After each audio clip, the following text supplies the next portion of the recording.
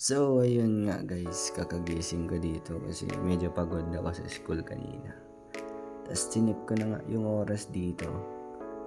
Medyo gabi na pala. Tapos bigla akong naisip na nagugutom na pala ako kasi nga gabi na.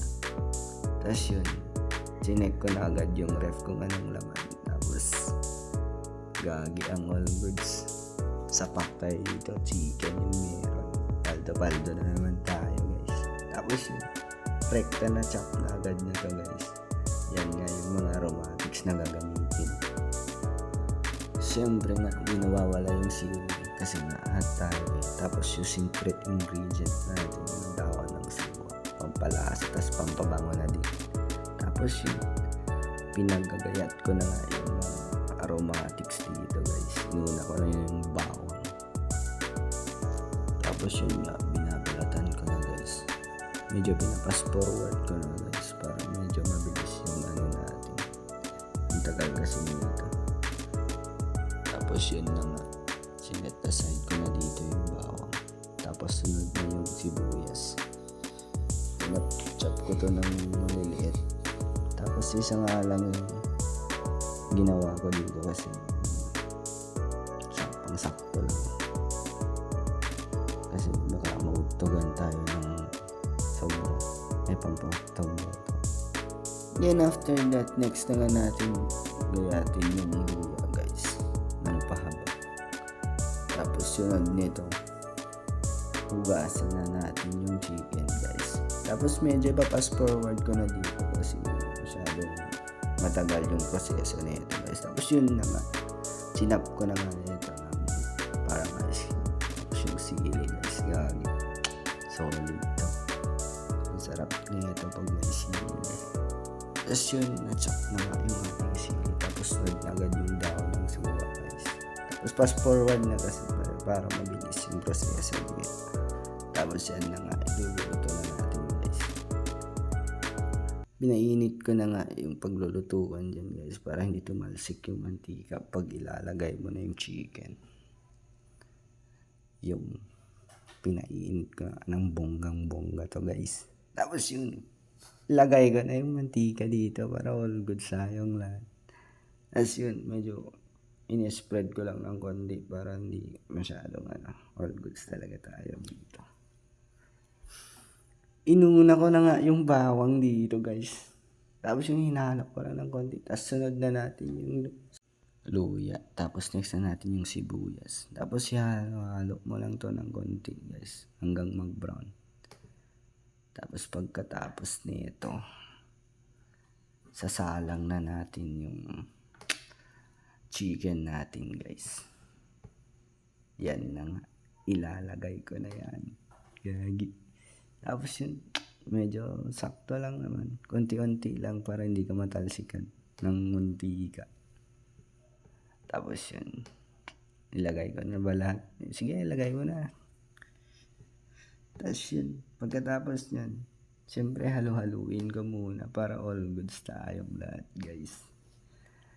Tapos yan, sige lang, halo mo lang. Sige lang. Halo mo lang yan. Ang tagal mo ng proseso. Lagay na natin ng magic sarap yan guys para all goods tayong lahat. Yung magic sarap, pampasarap ng sarap talaga yan. Kahit hindi mo lagyan ng magic sarap, masarap yan. Siyempre, lagyan natin ng asin para all goods yung lasa guys. Tapos ihalo ulit yan. Tapos yun, medyo hintayin natin na kumulo. Lagyan muna natin ng tubig para Tapos yun, medyo patalastas ng konti. I-shot mo na muna yan par. Sige, i-shot mo na. I-shot mo na ba? Sige, shot mo na. Uy, gagi. Nag-full shot. Tapos yun. All goods ba? All goods ba yung lasa? All goods na all goods, man. Tapos yun, medyo nawala na nga yung tubig dyan, guys. Nilagay ko na yung sili. Para medyo mag-red yung kulay niya guys. Mas masarap yun.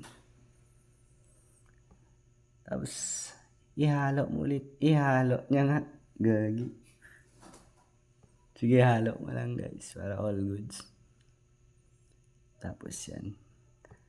Lagyan ng konti mantika yan guys. Para pampaluto lang dun sa may sili guys. Tapos after that, ihalo-halo mo ulit yan guys. Tapos yun. Medyo ilalagay ko na nga yung dahon ng suha dito guys para maluto din. Tapos yun, sige lang. Sige. Tamang mix lang yan guys. Mix mo na par. Mix. Nunti ko na nga yung apoy niya dyan guys para hindi masyadong baka masisira yung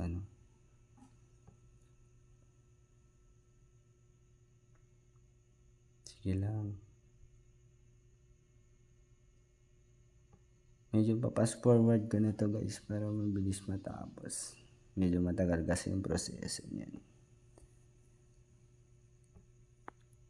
Ganyan lang kadali iluto yan guys. Lagyan ko ulit ng tubig dito para all goods yung medyo kasi yung lasa. Tapos yun, ganyan lang kadali iluto yan. Pwede nung gawin sa bahay nyo yan.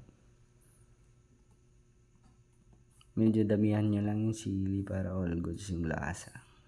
Kung sanay kayo sa sili. Tapos yun nga. Nag-plating na si Gagi. Amoy pa lang mabubusog ka na guys. Tapos yun. Tinikman ko na nga dito guys. First bite guys. Nakalimutan ata pangalan. Uy, Gagi. Solid to guys. Tapos yun, tinawag ko na nga yung pinsan ko dito para matikman niya yung lutong masarap. Tignan natin kung anong masasabi ng pinsan ko guys. Sige. At ayun na nga, first bite. Siyempre, thumbs up tayo dyan.